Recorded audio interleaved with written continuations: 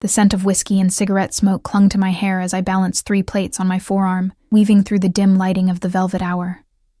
My feet ached in the second-hand heels I'd bought from a thrift store, 3 inches too high for comfort, but perfect for the tips that kept a roof over our heads. My daughter Emma's medication wasn't going to pay for itself. "Table 7 needs another round," Marco called from behind the bar, barely audible over the jazz quartet playing in the corner. The saxophonist's melancholy notes seemed to mirror the exhaustion that had settled deep in my bones. "I've got it," I replied, forcing a smile that didn't reach my eyes. I'd mastered that particular skill over the past 3 years, since David left us with nothing but debt and broken promises. The Velvet Hour wasn't the kind of place I'd imagined working when I was younger, dreaming of becoming a nurse. It sat on the edge of downtown, where the glittering high-rises gave way to older buildings with character and secrets. The clientele was a mix of business people winding down, couples on dates, and the occasional group that spoke in hushed tones in the corner booths. The owner, an older Italian man named Gino, ran it with military precision, but paid well and never questioned when I needed to leave early for Emma's school events. I delivered the drinks to a rowdy group of men in suits, ignoring their appraising glances as I set down their whiskeys. One of them, accidentally, brushed his hand against mine, and I pulled away without acknowledging it. The bills they left as tips were what mattered, not their temporary attention. As I turned back toward the bar, I felt it again, that peculiar sensation of being watched. It had been happening for weeks now, a prickle at the nape of my neck that made my skin tighten. My eyes drifted automatically to table 13 in the corner. He was there again. Always the same table, always Tuesday through Friday. The man sat with his back to the wall, facing the entrance. I'd never seen someone so still, so contained, yet somehow occupying more space than his physical body should allow. His suit was impeccably tailored, charcoal gray tonight over a black shirt, no tie, no flashy jewelry or watches, just a simple silver signet ring on his right hand. He was older than me, maybe late 30s, with dark hair graying slightly at the temples, and a jaw that looked like it had been carved from stone. Unlike the other men who came to the bar, he never openly stared at the waitresses. Yet somehow, I always knew when his eyes were on me, like now. I quickly looked away, focusing on wiping down an empty table. His presence made the air feel thicker, charged with something I couldn't name. He rarely spoke above a murmur, but when he did, people listened. They came to him, men in similar expensive suits, women dressed to impress, and they always left looking either relieved or worried. No in between. "Lily." Marco's voice startled me. "Table 13 wants another Macallan, the 25-year. My stomach tightened. In the 3 months I'd worked here, I'd never served his table. Gino always handled him personally, or Marco did. I glanced toward the bar, where Gino was deep in conversation with someone on the phone, his brow furrowed in concern. "Are you sure?" I asked. Marco nodded, already preparing the whiskey. "He asked for you specifically." A chill ran through me despite the warmth of the crowded room. He asked for me, by name. I took the crystal tumbler, feeling its weight in my palm as I carefully navigated through the tables. My heart hammered against my ribs, and I silently cursed myself for the reaction. He was just another customer, a regular who tipped well and kept to himself. Nothing to be nervous about. As I approached, I noticed for the first time that he wasn't alone. A large man sat at the adjacent table, his broad shoulders straining against his suit jacket. He wasn't drinking, just watching the room with alert eyes. A bodyguard. The realization made me falter slightly, nearly sloshing the expensive whiskey. When I reached table 13, I carefully set down the drink on a fresh coaster. "You're Macallan, sir," I said, pleased that my voice remained steady. "Thank you, Lily."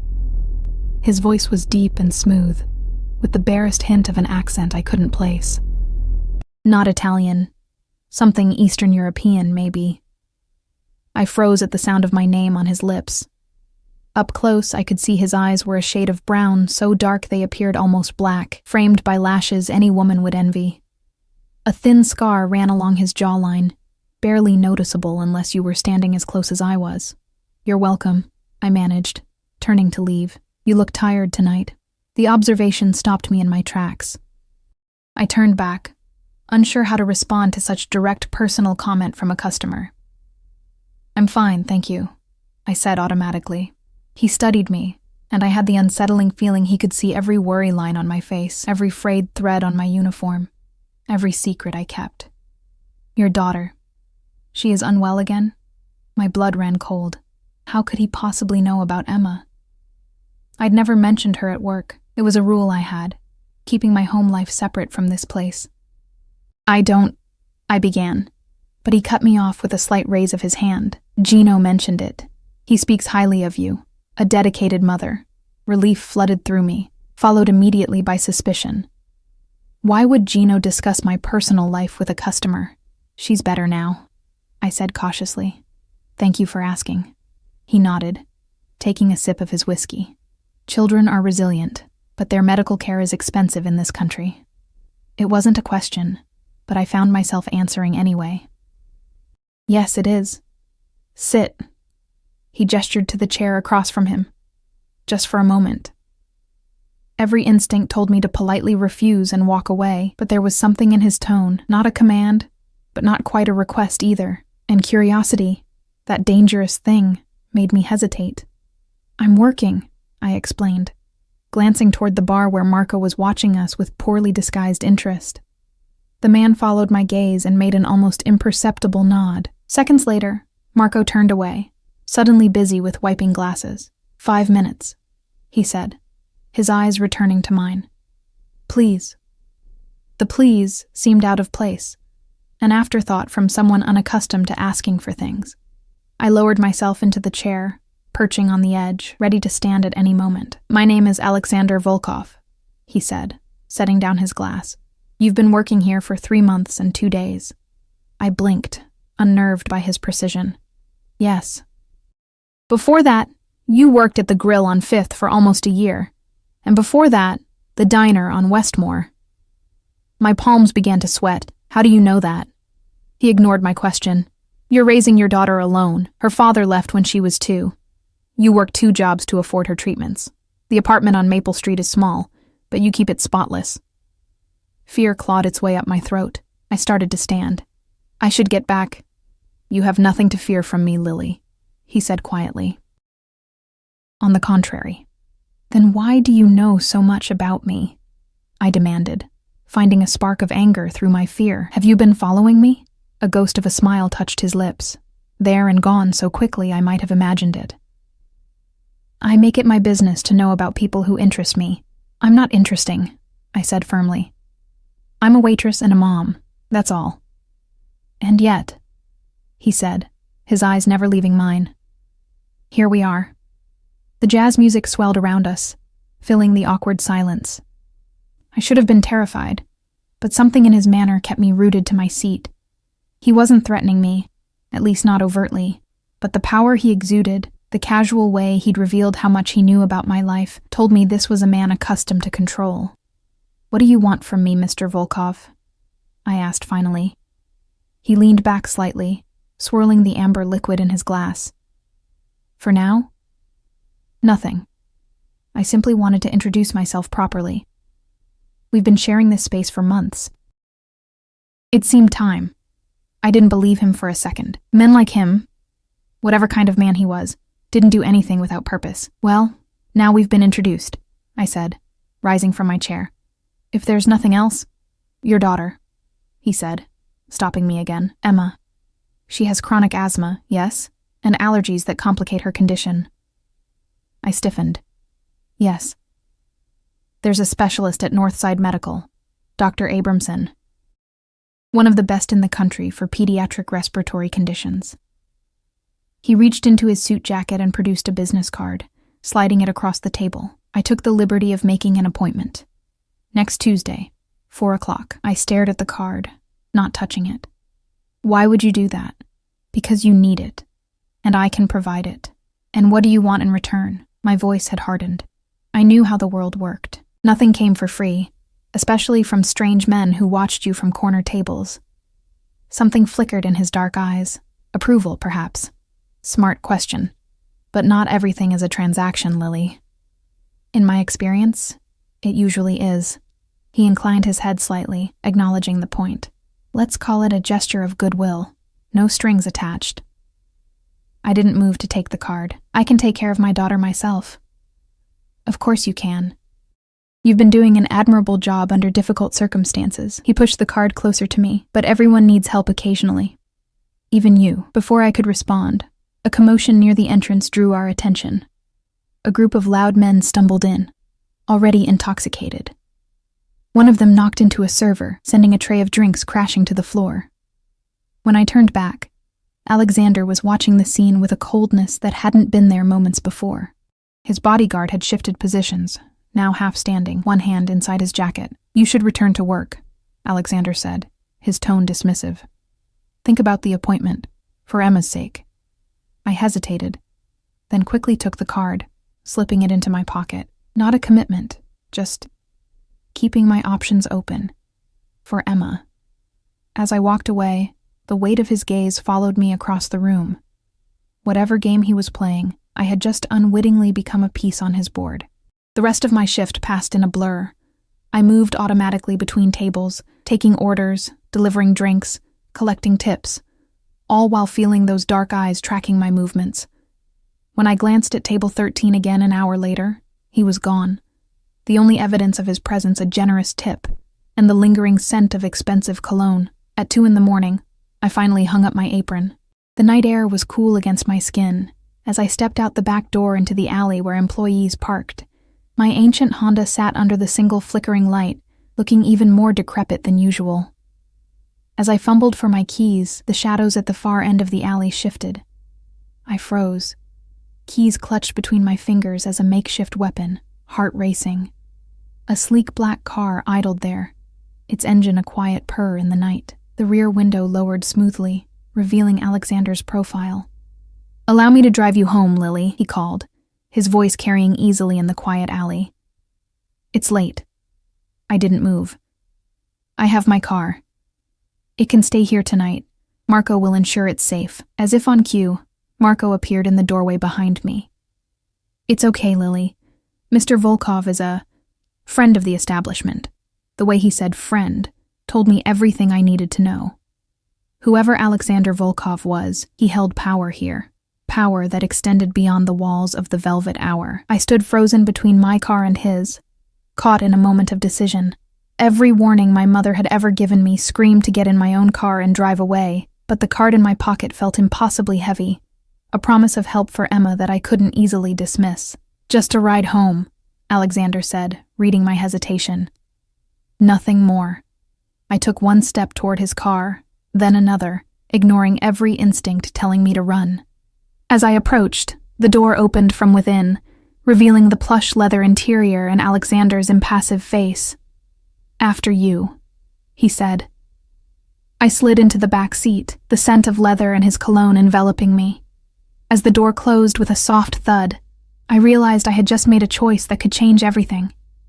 I just didn't know yet if it was for better or for worse. The car's interior was silent, except for the subtle hum of the engine. I sat with my hands folded tightly in my lap, acutely aware of the man beside me. Alexander hadn't spoken since I'd entered the vehicle, his attention focused on the phone in his hand.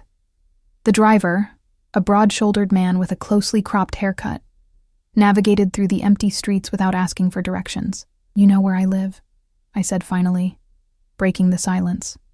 It wasn't a question. Alexander looked up from his phone. "Yes." "Is that supposed to make me feel comfortable?" The corner of his mouth twitched, almost a smile. "No, but honesty between us seems preferable to pretense." Streetlights cast rhythmic patterns of light and shadow across his face as we drove. In these flashes, I noticed details I'd missed in the dim lighting of the bar, a small nick above his eyebrow, the faint lines at the corners of his eyes, the perfect straightness of his nose. "Who are you, really?" I asked, emboldened by the enclosed space and the late hour. "And don't just tell me your name again." He studied me for a moment, tucking his phone away inside his jacket. "I'm a businessman with interests throughout the city. Import, export, real estate, private lending. And that requires a bodyguard? In my position, Certain precautions are necessary. I glanced toward the driver, wondering if he was another precaution. As if sensing my thoughts, Alexander added, Dmitri has been with me for 15 years. He's very good at his job. Dmitri's eyes briefly met mine in the rear-view mirror, expressionless, before returning to the road. The velvet hour, I said, connecting pieces together. Gino works for you, doesn't he? That's why he treats you differently. Gino is an old friend, Alexander corrected. He runs his business, I run mine. We help each other when necessary. The careful way he phrased it told me I was right, even if the specifics were wrong. I turned to look out the window, watching as we passed through my neighborhood. The buildings here were older, worn around the edges, but still dignified. Nothing like the sleek downtown district where the Velvet Hour stood. The car slowed to a stop in front of my apartment building, a 3-story brick structure with window boxes that some residents used for flowers in warmer months. Now they sat empty, waiting for spring. Thank you for the ride, I said, reaching for the door handle. I'll walk you to your door, Alexander stated, already exiting on his side. Before I could protest, he was opening my door, extending his hand to help me out. I hesitated, then took it, feeling the warmth and strength of his fingers around mine. The simple contact sent an unexpected current through me, and I quickly pulled my hand away once I was standing. Dmitri remained in the car, engine running, but his vigilant eyes scanned the darkened street continuously. Alexander walked beside me to the entrance, his pace matching mine. He moved with a fluid grace that seemed at odds with his powerful build. At the front door, I fumbled with my keys, painfully aware of his presence just inches away. Emma is with your mother tonight? He asked. I froze, key halfway to the lock. Yes, I answered, unable to keep the edge from my voice. Do you know her schedule too, only that she wasn't at your apartment when I arrived at the Velvet Hour tonight? The implication that he had been watching my home made my skin crawl, yet I pushed the door open and stepped inside. He followed, uninvited. The entryway was dimly lit, the building's superintendent perpetually slow to replace burnt-out bulbs. The elevator had been out of order for months, so I turned toward the stairs. Alexander followed, his footsteps eerily quiet behind me. Third floor, I said unnecessarily, since he probably knew that too. We climbed in silence. By the second-floor landing, I was slightly winded from the long day and late hour. Alexander showed no sign of exertion, watching me with those dark, unreadable eyes. Why are you doing this? I asked abruptly, pausing on the stairs. The specialist appointment, the ride home. What do you really want? He took a step closer, and I instinctively moved back until my shoulders touched the wall. He didn't crowd me, maintaining just enough distance to be proper, but his presence seemed to fill the narrow stairwell. I told you, not everything is a transaction, but this is. It has to be. Men like you don't just help people like me without reason. Men like me? His eyebrow lifted slightly. And what kind of man am I, Lily? Dangerous. My mind whispered. Powerful. Something else I couldn't quite name. I don't know, I admitted. That's what scares me. He nodded, as if my fear was reasonable, expected. You're right to be cautious. The world isn't kind to single mothers with sick children. Emma isn't sick, I corrected automatically, defensively. She has a condition that's manageable. A condition that keeps you working double shifts and still barely covering the bills. His voice wasn't judgmental, just matter of fact. A condition that could be better treated with specialized care you can't afford. I pushed away from the wall, continuing up the stairs. I'm handling it. I know you are, he replied, following me. Your determination is admirable. We reached my door at the end of the third-floor hallway. I turned to face him, key clutched tightly in my hand. Thank you for the ride, and the card. I'll think about it. He reached into his pocket and pulled out another card. This one plain white with just a phone number embossed in black. My private line. If you need anything at all, call this number, day or night. I took the card, our fingers brushing. I won't need it. Keep it anyway. The intensity in his gaze made me look away. I quickly unlocked my door, stepping inside the small apartment that smelled of the cinnamon candles I burned to mask the lingering mustiness of the old building. To my surprise, he didn't try to follow me in. Instead, he remained in the hallway, hands now tucked into his pockets. "Good night, Lily," he said, his voice softer than I'd heard it before. "Good night, Mr. Volkov. Alexander?" he corrected. "Alexander," I repeated, the name feeling foreign on my tongue. He inclined his head slightly, then turned and walked back toward the stairs. I closed the door quickly, engaging both locks, and leaned back against it, exhaling a breath I hadn't realized I was holding. The apartment was quiet and dark, empty without Emma's presence. I moved through the rooms, turning on lights, checking windows, trying to shake the feeling that something fundamental had shifted in my life. In my bedroom, I emptied my pockets onto the nightstand. Tips from the night, my phone, a tube of lip balm, and the 2 cards, the doctor's appointment and Alexander's number. I stared at them, wondering what invisible strings might be attached. I showered quickly, washing away the smell of the bar, and pulled on an old t-shirt and shorts to sleep in. As I was about to turn off the light, my phone buzzed with a text message. "Unknown. Check your email." I frowned, not recognizing the number. As I debated whether to respond, another message came through. "Unknown. It's Alexander." My heart skipped. How had he gotten my number? I hadn't given it to him. The question was silly, I realized immediately. He knew where I lived, where I worked, about Emma's condition. Of course he had my phone number. "Me. How did you get my number?" His response came instantly. "Alexander. The same way I got your email address. Check it, please." The please again, that awkward courtesy that seemed almost an afterthought. I hesitated, then reached for my laptop at the foot of the bed. It was an older model, slow to start up, the fan whirring loudly in the quiet room. When I opened my email, there was a new message at the top of my inbox from an address I didn't recognize.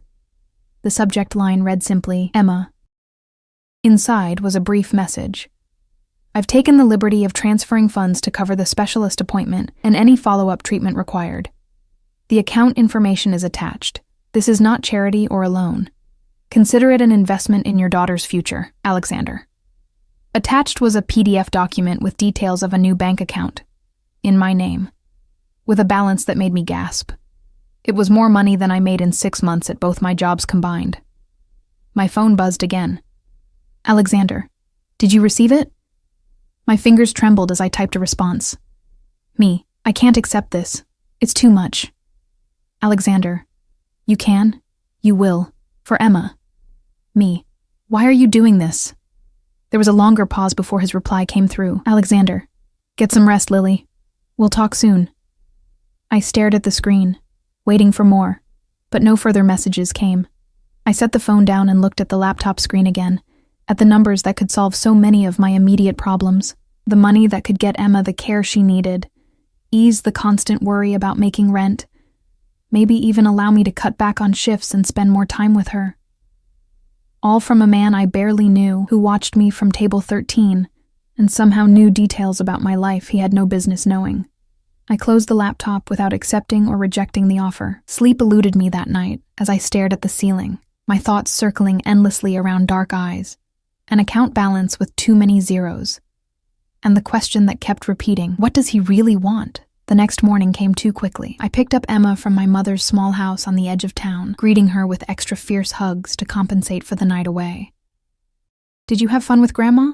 I asked, smoothing her dark curls away from her forehead, checking automatically for the flush that sometimes preceded an asthma attack. Emma nodded, her 7-year-old face serious as always. "We made cookies and watched a movie about dolphins." She studied me with eyes too perceptive for her age. "You look tired, Mommy. Just work, sweetie," I assured her, leading her to the car. "Let's go home." As we drove, Emma chattered about her night, about school, about the science project she was working on. I responded automatically, my mind still caught in the web of last night's encounter. When we pulled into our usual parking spot behind the apartment building, I noticed a sleek black SUV parked nearby. My heartbeat quickened as I scanned the area, but there was no sign of Alexander or his driver. "Come on, baby," I said, helping Emma from the car and hurrying her toward the building entrance. In the mailbox in the lobby was a small package addressed to Emma. No return address, no postmark. It had been delivered by hand. "Is that for me?" Emma asked excitedly. "Let's take it upstairs first," I said, tucking it under my arm as we climbed the stairs. In our apartment, with the door locked behind us, I examined the package carefully. It was lightweight, wrapped in simple brown paper. After a moment's hesitation, I carefully opened it while Emma watched impatiently. Inside was an inhaler, not the generic brand covered by our insurance. But the premium version the doctor had mentioned was more effective, but cost 3 times as much. Alongside it was a handwritten note on heavy cream stationery. "For emergencies. Use it well, little one. A friend." "Is it from Daddy?" Emma asked, her voice small. My heart clenched. "No, sweetie. Just a friend who knows you need it." Emma accepted this with a child's simple faith, taking the inhaler with reverent hands. "It's so much prettier than my other one." I watched her examine it, torn between gratitude and unease. How had he known exactly which medication to send? What doctor had he spoken to? What records had he accessed? And more importantly, what would he ask for in return? The next few days passed in a strange fog of normalcy and tension. I worked my morning shift at the diner, picked Emma up from school, helped with homework, made dinner, and read her bedtime stories. After she fell asleep, I would stare at my laptop screen, at the bank account I still hadn't touched, at the specialist appointment card on my nightstand. Alexander hadn't contacted me again since that night. When I returned to the Velvet Hour for my evening shifts, Table 13 remained conspicuously empty. Gino watched me with curious eyes but asked no questions, and Marco studiously avoided any mention of my ride home. By Friday night, I had nearly convinced myself it had been some strange, stress-induced hallucination, until I saw the black SUV parked across the street from the bar as I arrived for my shift. It didn't move all evening, and though I couldn't see through the tinted windows, I felt the weight of surveillance with every step I took. "You look jumpy tonight," Gino commented as I nervously dropped a stack of clean glasses in the back room. "Sorry," I murmured, bending to clean up the shards. "Just tired." Gino's weathered face creased with concern. "He's not a bad man, Lily." I froze, a jagged piece of glass between my fingers. "Who?" "Don't play dumb, girl. It doesn't suit you." Gino squatted beside me, his knees cracking with the effort. He took the dustpan from my hand. "Alexander Volkov is many things, but cruel to women and children isn't one of them." I sat back on my heels. "What exactly is he, Gino? Because I've been getting some mixed signals." Gino glanced toward the door, lowering his voice. "He's a man who protects what he considers his. A man who remembers both favors and slights. A man who—" He paused, searching for words. "A man who makes his own rules in a world that would crush people like you and me." That doesn't really answer my question. It's the only answer I can give. He patted my shoulder awkwardly. "Just know that if he's taken an interest in you, there's a reason, and it might not be what you fear." His words followed me throughout my shift, an enigmatic warning. Or was it reassurance that left me more confused than ever? At midnight, during my break, I finally gathered the courage to call the number on Alexander's card. It rang 3 times before he answered, his voice instantly recognizable. "Lily." Not a question. He knew exactly who was calling. "How did you know what inhaler Emma needed?" I asked without preamble. There was a pause, the sound of a door closing on his end. "I have access to resources. That's not an answer. It's the one I'm giving you tonight." His tone softened slightly. "Has she used it?" "No. Her regular one has been working fine." I leaned against the wall in the empty break room, phone pressed tightly to my ear. "I haven't touched the money either." "I know." Of course he did. "Tuesday is the appointment with Dr. Abramson. I'm going to take her." "Good." I could hear the satisfaction in that single word. "But I want to know why," I insisted. "No more vague answers about investments or goodwill. Why Emma? Why me?" Silence stretched between us, and for a moment I thought he wouldn't answer. When he finally spoke, his voice was lower, more intimate somehow. 3 months ago, I was at the Velvet Hour when a little girl had an asthma attack near the kitchen. My breath caught. "You saw that?" "I did." The staff wasn't supposed to have children there, but your babysitter had canceled, and Gino made an exception. You were so calm, administering her medication, soothing her while she struggled to breathe. When it was over, you wiped her tears, then your own, and went back to work. I remembered that night vividly. The terror as Emma's airways constricted. The helplessness as I counted seconds between puffs of her inhaler. The relief when the attack subsided. I hadn't realized anyone had noticed besides Gino. That doesn't explain your interest, doesn't it? Something in his voice shifted, became harder to read. I admire resilience, Lily. Strength under pressure. Loyalty. You showed all three that night. So this is... what? Admiration? For now. The words hung in the air between us, loaded with implication. I need to get back to work, I said finally. Of course. But Lily... He paused. After your shift. I'll be waiting. The line went dead before I could respond. I stared at my phone, a shiver running through me that wasn't entirely fear. The rest of the night passed in a blur of orders and practiced smiles. At 2 o'clock, as I hung up my apron, I knew what, or rather who, awaited me outside. Part of me considered leaving through the front entrance instead, avoiding whatever conversation Alexander wanted to have, but curiosity, that dangerous impulse again, propelled me through the back door into the alley. The black SUV idled in exactly the same spot as before. This time, when the window lowered, Alexander didn't speak, just opened the door in silent invitation. I approached slowly, still uncertain, then slid into the back seat beside him. The door closed with a soft click that felt oddly final. "Where's your bodyguard tonight?" I asked, noticing that the driver wasn't Dimitri, but another man, younger, with sharp eyes that watched me in the rearview mirror. Attending to other matters, Alexander's gaze swept over me, taking in my wrinkled uniform, my hair falling loose from its ponytail after the long shift. "You worked hard tonight." It wasn't a question, but I answered anyway. "Friday nights are busy, yet you still took time to help the young couple in the corner booth decide on their first anniversary cocktails. And you slipped an extra olive into the old man's martini, Mr. Grayson, I believe, without charging him." My eyes widened. "You weren't even there tonight. As I said, I have resources." He gestured to the driver. Nikolai has been keeping an eye on things in my absence. The realization that I'd been watched all night, perhaps all week, made me tense. That's disturbing. Is it? I find it reassuring to know what happens in places that matter to me, and I matter to you, I said flatly, because you saw me handle an asthma attack. His lips curved slightly, among other reasons. Such as? Instead of answering, he reached inside his jacket and produced a slim folder.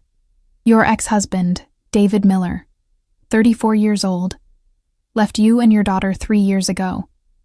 Currently living in Phoenix with his new wife, a real estate agent named Cynthia.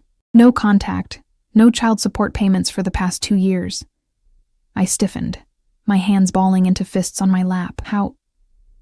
He owes you approximately $47,000 in back support payments, not counting interest. Alexander continued as if I hadn't spoken. He claimed bankruptcy last year after a failed business venture, but mysteriously maintained his membership at an exclusive golf club and leased a new car 3 months later. Hot tears pricked at the corners of my eyes. Not sadness, but anger that had simmered for years. Why are you telling me this? To remind me what a fool I was? Alexander's expression hardened. To remind you what kind of man abandons his child. What kind of man leaves a woman to shoulder his responsibilities? He set the folder between us on the seat. And to let you know that as of this morning, Mr. Miller has had a change of heart regarding his paternal obligations. I stared at him, uncomprehending. What did you do? Nothing illegal, if that concerns you. Let's just say I arranged for him to understand certain consequences of continued neglect. He tapped the folder with one finger. You'll receive the first payment on Monday. He'll continue paying monthly, with additional installments to cover the backlog gradually. I opened the folder with trembling fingers, finding legal documents I only half understood, but clearly showing a payment arrangement for child support with David's signature at the bottom. It looked genuine. You threatened him, I whispered. I presented options and allowed him to choose the sensible one. Alexander watched me closely. Does this upset you? That I intervened? Did it? The money would make a tremendous difference for Emma. It was rightfully hers, what her father should have been providing all along. Yet the method of obtaining it, I don't know how to feel, I admitted, closing the folder. Grateful, disturbed, both, I think. He nodded, accepting this complex reaction without offense. Understandable. But know this, Lily, I did not harm him. I merely corrected an injustice. The car had been moving throughout our conversation, and I suddenly realized we weren't heading toward my apartment. The glittering lights of downtown surrounded us. Upscale restaurants and clubs still busy despite the late hour. Where are we going? I asked, glancing out the window. I thought you might be hungry after your shift. I know a place that serves excellent food at all hours. My stomach chose that moment to growl audibly, reminding me I'd skipped dinner in my rush to get Emma to my mother's before my shift. I flushed with embarrassment. I'm not exactly dressed for a nice restaurant. I gestured to my work clothes. Where we're going, that won't matter. He studied me for a moment. Unless you'd prefer to go home. I should say yes. I knew that. Go home. Put distance between myself and this dangerous man who threatened my ex-husband and created bank accounts without my permission. But the events of the night had left me off balance, curious, and, if I was honest, a little thrilled by the unexpected turn my ordinary life had taken. I am hungry, I conceded. Something like satisfaction flickered in his eyes. Good.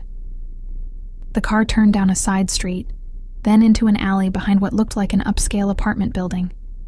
We stopped at a service entrance where a uniformed attendant immediately opened Alexander's door, then mine. Mr. Volkov, the man greeted with a respectful nod, not even glancing at my waitress uniform or messy hair. Alexander guided me inside with a light touch at my lower back, his hand radiating warmth through the thin material of my shirt. We entered a service elevator that required a key card, which Alexander produced from his pocket. You live here? I asked, as the elevator ascended swiftly. One of my residences, he replied. The elevator opened directly into a vast penthouse apartment, its windows offering a panoramic view of the city lights. The space was elegantly furnished in shades of charcoal, navy, and cream. Masculine but not severe, luxurious, without being ostentatious. You're bringing me to your home? I couldn't keep the apprehension from my voice. Alexander stepped away, giving me space. I have a private chef who makes the best beef stroganoff in the city, available whenever I require it. He gestured toward what appeared to be a dining room. We can eat and talk without interruption. Nothing more. I hesitated, then nodded cautiously. All right. He led me into the dining room, where a table was already set for two, candles lit, wine breathing in a crystal decanter. As if on cue, a door to what I assumed was the kitchen opened, and an older man in chef's whites emerged. Mr. Volkov, the meal is ready when you are. Thank you, Anton. We'll serve ourselves. You may go. The chef nodded, casting a curious glance my way before departing through a side door. You were very confident I'd say yes to dinner, I observed, nodding at the prepared table. Alexander pulled out a chair for me. I like to be prepared for all possibilities. As I sat, taking in the fine china and crystal before me, I couldn't help but laugh softly at the absurdity of it all. 24 hours ago, I was heating up mac and cheese for Emma's dinner. He took the seat across from me, his movements fluid and graceful for such a powerful man, and now you're dining in a penthouse with a man you're not sure you should trust. Should I? Trust you. He poured wine into my glass, then his own. Trust is earned over time, Lily. But I give you my word. I mean no harm to you or your daughter. Quite the opposite. What exactly do you mean, then? His dark eyes held mine. Protection. Security. A life where you don't have to count every dollar or work yourself to exhaustion. He lifted his glass slightly. If you'll allow it. In exchange for what? I asked. The question that had been burning in my mind since that first night. For now, dinner conversation. The rest... He smiled. A real smile that transformed his severe features, making him look younger, almost boyishly charming. The rest we'll discover together. I raised my own glass, my heart beating an unfamiliar rhythm. To discoveries, then. As our glasses clinked, I knew I was stepping onto a path that could change everything. What I didn't yet know was whether it would lead to salvation or destruction. The food was exquisite, rich, savory beef in a sauce that tasted of butter and history, served over handmade noodles that melted on my tongue. I tried to eat with dignity, to remember my manners in this opulent setting, but after the first few bites, hunger overcame propriety. Alexander watched me with undisguised pleasure, his own plate barely touched. "You enjoy it." I nodded, swallowing a bite. "It's amazing.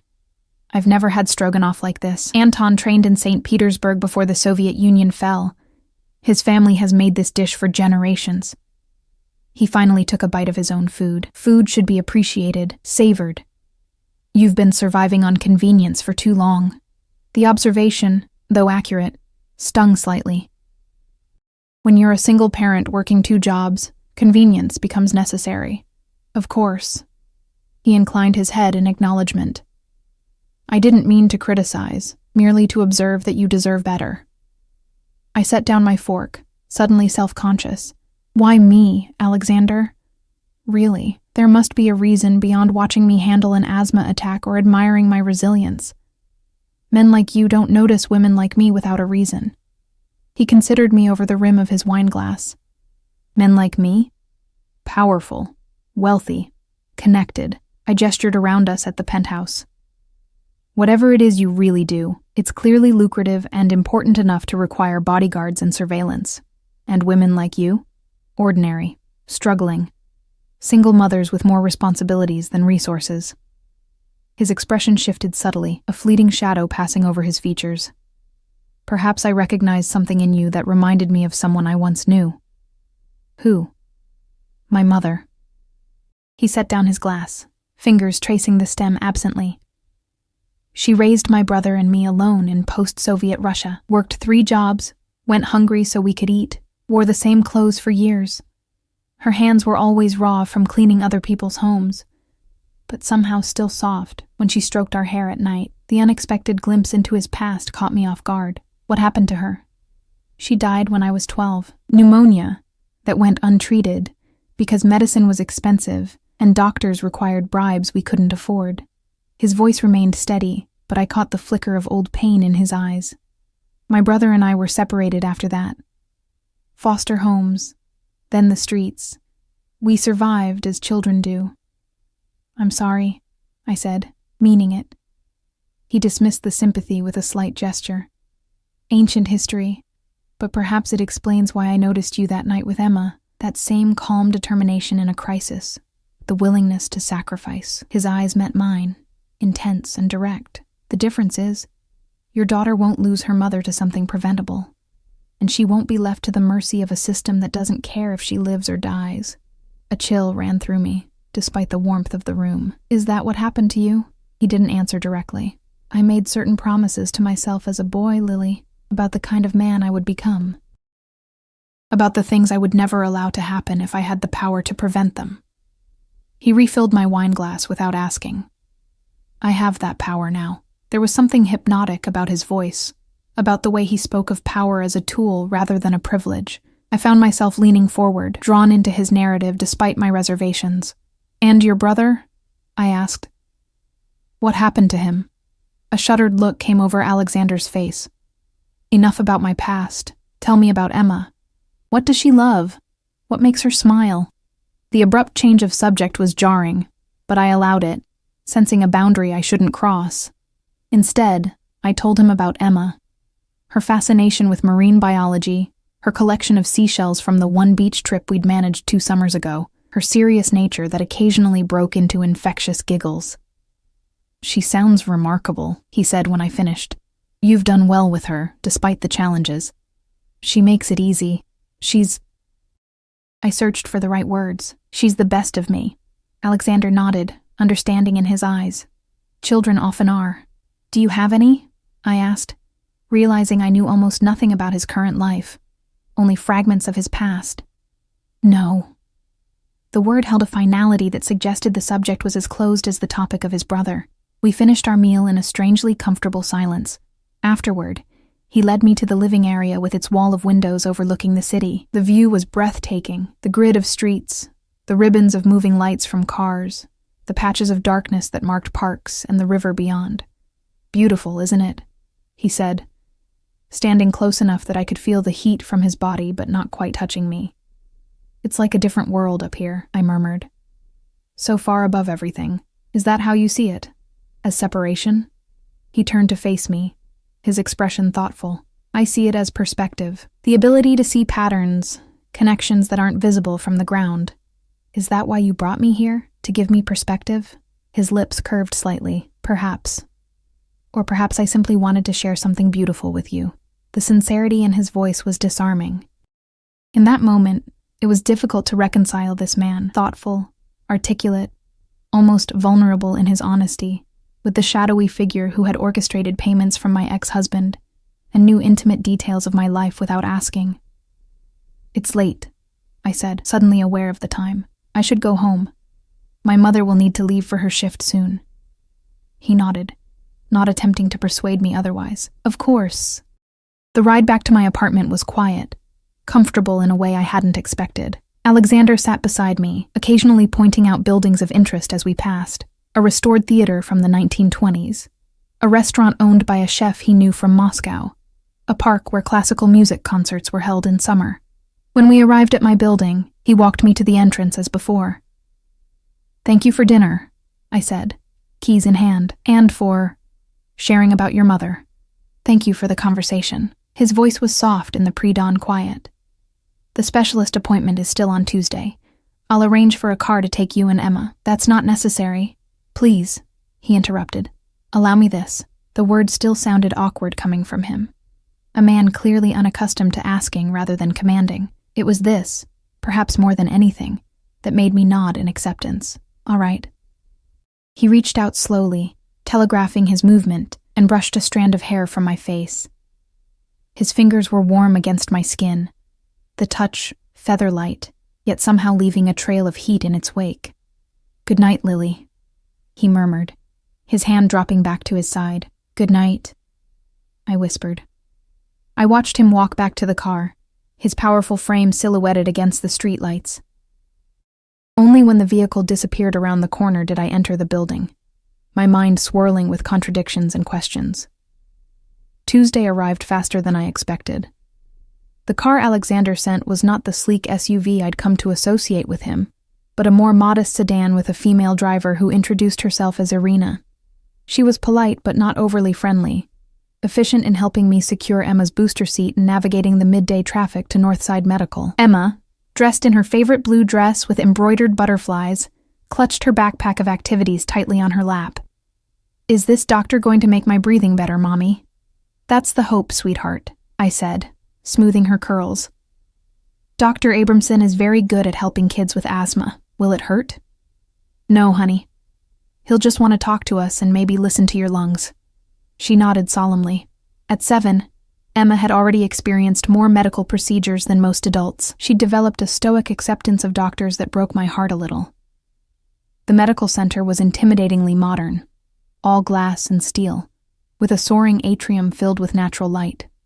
At the pediatric pulmonology desk, the receptionist smiled warmly at Emma, then turned to me with a different sort of smile when I gave our names. "Ah, yes, Ms. Miller and Emma. Dr. Abramson is expecting you." She led us not to the usual waiting area, but directly to a private consultation room decorated with underwater murals. "The doctor will be with you shortly. Can I get you anything while you wait? Water? Coffee? Juice for this little lady?" Emma's eyes widened at the special treatment. "Apple juice, please." "Of course, sweetheart. And for you, Ms. Miller, water is fine, thank you." When the receptionist left, Emma explored the room, examining the colorful fish painted on the walls. "Mommy, look! They have a clownfish like Nemo." I smiled at her excitement, but my mind was racing. The deferential treatment, the private room. Alexander's influence was evident in every detail. How much had he paid for this? What strings had he pulled? Dr. Abramson arrived 15 minutes later, a tall man with a salt and pepper beard and kind eyes behind wire-rimmed glasses. He introduced himself warmly, immediately kneeling to Emma's level to show her the stethoscope and explain how it worked. The consultation was thorough but gentle. Dr. Abramson reviewed Emma's medical history, asked insightful questions I'd never been asked before, and conducted several tests using equipment I hadn't seen in our regular clinic. Emma's case is not uncommon, he explained when my daughter was happily drawing at a small table across the room, headphones playing her favorite music so we could speak freely. But the standard treatments she's been receiving aren't optimal for her specific presentation. I'd like to try a different approach, a combination therapy that's shown excellent results in children with her particular subtype of asthma. He outlined a treatment plan that made my heart sink with its complexity, and undoubtedly, its cost. This all sounds wonderful, doctor, but I'm not sure my insurance. Everything has been arranged, Ms. Miller, he interrupted smoothly. A special program for promising cases like Emma's. All medications, follow-up visits, and even emergency care if needed are covered. I stared at him, wondering if he knew the real source of this special program, or if he was simply repeating what he'd been told. I see. The rest of the appointment passed in a blur of information, prescriptions, and care instructions.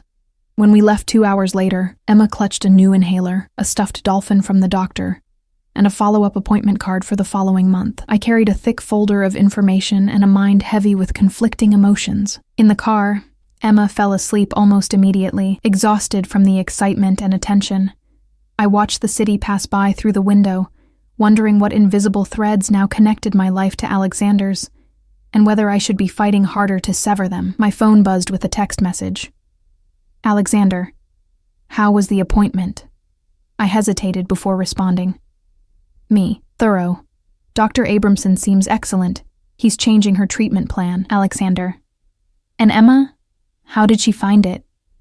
I glanced at my sleeping daughter, her face peaceful in a way it rarely was when she slept at home, always slightly labored by her condition, me. She liked the doctor, and the special treatment. Thank you for that. Alexander. It's what she deserves, what you both deserve, me. The special program covering everything. That's you, isn't it, Alexander? Does it matter? Emma will receive the care she needs. You won't need to worry about costs or coverage denials. Me. It matters to me. There was a longer pause before his next message. Alexander. Yes, I arranged it. No paperwork, no statements, no bills to your address. Just care for your daughter. Is that acceptable? I stared at the phone, at the simple question that wasn't simple at all. Was it acceptable to allow this man to insert himself so thoroughly into our lives? To accept help that came with strings I couldn't yet see? And yet, looking at Emma's peaceful face, the answer formed itself without conscious thought. Me. Yes. It's acceptable. But we need to talk about boundaries, Alexander. Of course. Dinner tonight? I'll come to you this time. The thought of Alexander in my small apartment, his expensive suit against my secondhand furniture, made me wince. Me. Not tonight. I need time to process everything, and Emma will want me to herself after today, Alexander. Tomorrow, then. I'll send a car at 8 after Emma is with your mother. It wasn't really a question, but this time I didn't mind the presumption as much. Me. Tomorrow, 8 o'clock. As we pulled up to my apartment building, I carefully gathered Emma in my arms, thanking Irina for the ride. The folder of medical information tucked under one arm, my sleeping daughter against my shoulder. I made my way slowly up the stairs, each step feeling like a choice. A step deeper into whatever web Alexander Volkov was weaving around us. In our apartment, I laid Emma on her bed, removing her shoes and covering her with her favorite blanket. She stirred slightly, mumbling something about dolphins before falling back into deep sleep.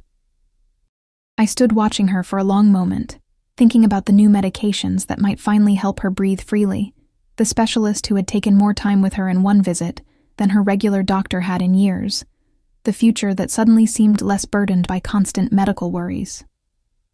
All provided by a man I barely knew, whose business I didn't understand, whose interest in us remained a mystery wrapped in fragments of a painful past and glimpses of immense power. What am I doing, Emma? I whispered to my sleeping child. What am I getting us into? She slept on, peaceful and oblivious to the crossroads we stood at. Outside, the afternoon sun caught on something metallic across the street, the glint of a car window, perhaps, or the reflection from an apartment opposite. I closed the curtains, suddenly certain we were being watched, and equally certain that tomorrow night would change everything. The next evening, I stood in front of my small bathroom mirror, scrutinizing my reflection with an unfamiliar intensity. I'd spent my meager savings on a simple black dress from a department store. Nothing spectacular, but a definite step up from my usual jeans and sweaters. My hair, usually pulled back in a practical ponytail, fell in soft waves around my shoulders. "You look pretty, Mommy," Emma said from the doorway, her eyes wide. "Like a princess." I smiled, kneeling to her level. "Thank you, sweetie. Not quite a princess, but maybe a little better than usual." "Are you going on a date?" she asked with the directness only children possess. The question caught me off guard. "I'm having dinner with a friend." "Is it the friend who gave me the special inhaler?" She held up the device that had, remarkably, already eased her breathing noticeably after just one day. I hesitated, then nodded. "Yes, it is." Emma considered this with her characteristic seriousness. "I like him already," she declared. "He makes you smile more." Before I could form a response to this startling observation, a knock at the door announced my mother's arrival. She'd agreed to watch Emma with minimal questions, though the knowing look in her eyes told me I hadn't fooled her about the nature of tonight's dinner meeting. "Well, look at you," she said approvingly, taking in my appearance. "It's about time you remembered you're more than just Emma's mom." "Mom, it's not," I began, but she waved away my protest. "Don't spoil it with explanations. Just enjoy yourself for once." She shooed me toward the door. "Your mystery man texted me that the car is waiting. Go on." I kissed Emma goodbye, promising to tell her all about the dolphins painted on the restaurant ceiling. A harmless fiction to make my absence seem like a mundane event rather than the momentous step it felt like. The black sedan waited at the curb as promised, but when the rear door opened, I was surprised to find Alexander himself seated inside rather than waiting at a restaurant. "You came yourself?" I said, as I slid in beside him, immediately enveloped in the now familiar scent of his cologne. I wanted to. He studied me with open appreciation, his dark eyes lingering on my face before traveling down to take in the simple dress. "You look beautiful, Lily." The compliment, delivered with such sincerity, brought heat to my cheeks. "Thank you. Where are we going?" "I thought we might do something different tonight." He nodded to the driver, and the car pulled smoothly away from the curb. "How was Emma today?" "Better. Already better." I couldn't keep the wonder from my voice. "The new medication seems to be working. She went the whole day without using her rescue inhaler. That hasn't happened in, I don't even remember how long." Satisfaction settled on his features. "Good. Dr. Abramson is the best in his field. He'll have her breathing normally within a month." "Thank you," I said quietly. "For all of it. The appointment, the medications. I can't deny what a difference it's already making." He nodded, accepting my gratitude without false modesty. "You wanted to discuss boundaries."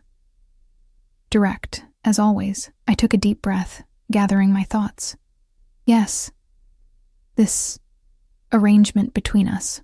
I need to understand what you want from me, what you expect. Is it so difficult to believe I simply want to help?"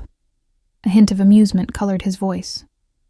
"Yes, actually. People don't just help strangers without expecting something in return. Especially people with your kind of resources." His expression sobered. "Fair enough." He seemed to choose his next words carefully.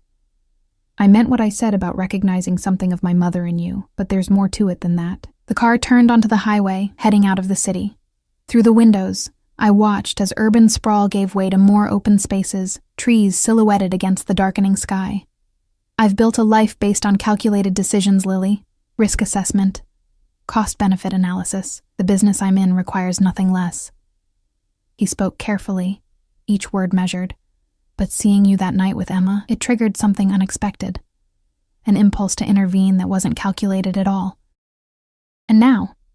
I pressed.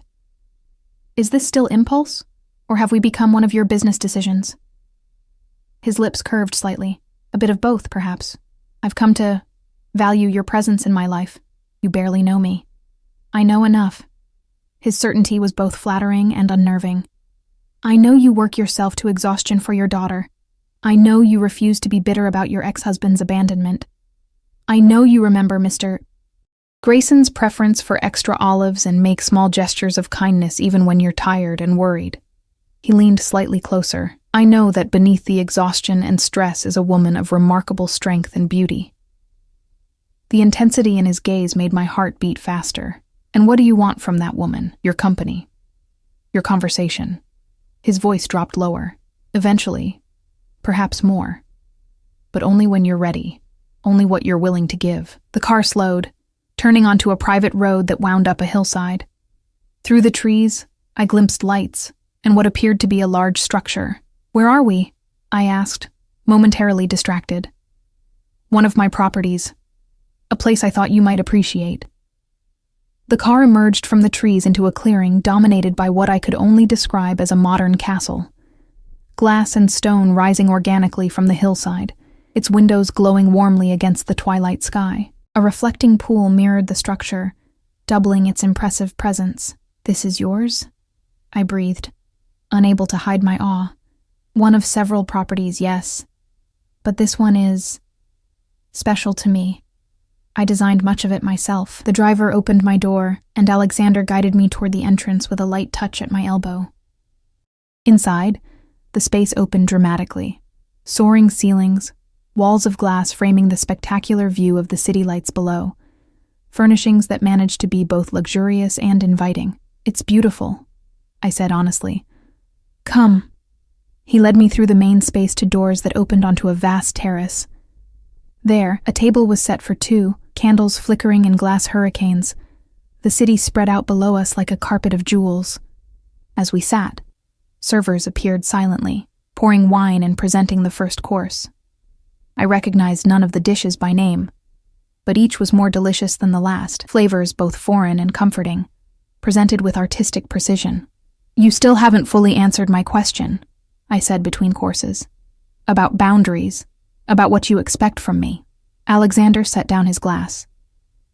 I expect nothing you're not willing to give. But I want to be part of your life, Lily.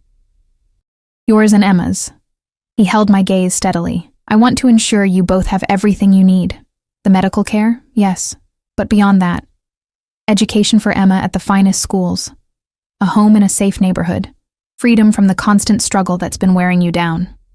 The offer hung in the air between us, breathtaking in its scope. And in return, your trust, your company. His eyes darkened. Eventually, your heart. But I'm a patient man. I can wait. And if I couldn't quite finish the thought. Then Emma still gets the care and education. You still get security, I told you. Not everything is a transaction. I studied him. This enigmatic man who had upended my carefully constructed life in less than a week. Who are you really, Alexander? What do you do that allows you such generosity? Something shifted in his expression, a decision being made. I told you I'm in import, export, real estate, private lending. All true. What I didn't specify is that my businesses operate in spaces where traditional banks and institutions fear to tread. I provide services to those who cannot access them through conventional means. You're talking about illegal activities, I said quietly.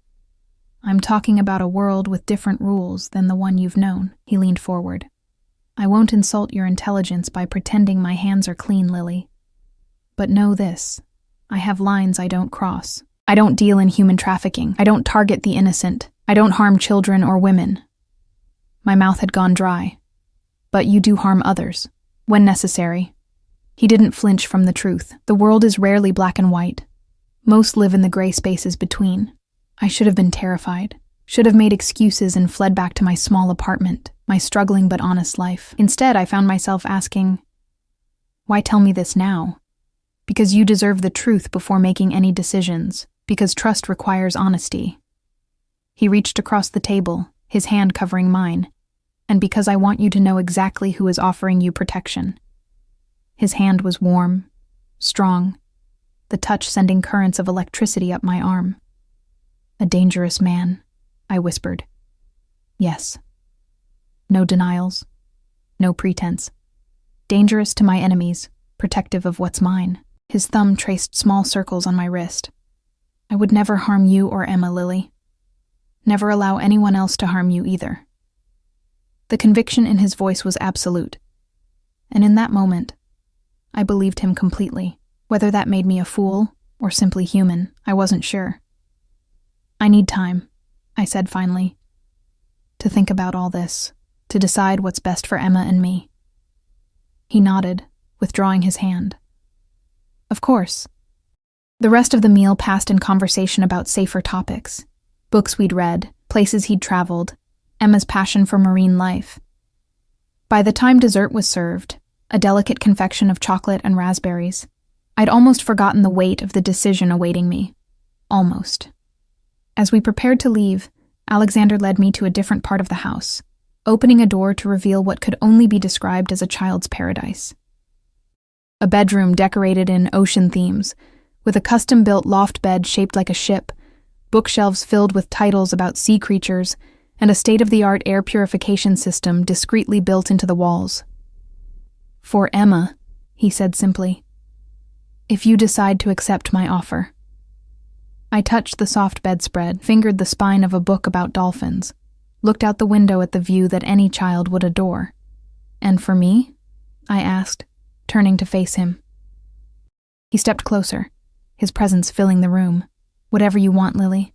A home, security, freedom from worry."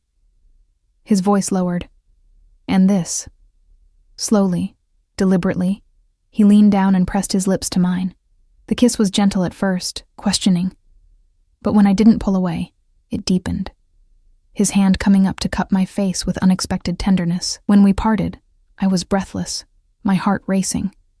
His dark eyes had softened, showing vulnerability I hadn't glimpsed before. "That's my offer," he said quietly. "All of it. Protection, care, and this, whatever grows between us, at whatever pace feels right." I stood at the precipice of a choice that would change everything, the comfortable certainty of struggle versus the unknown territory of protection by a dangerous man who looked at me as though I were precious. "Take me home," I whispered. "I need to think."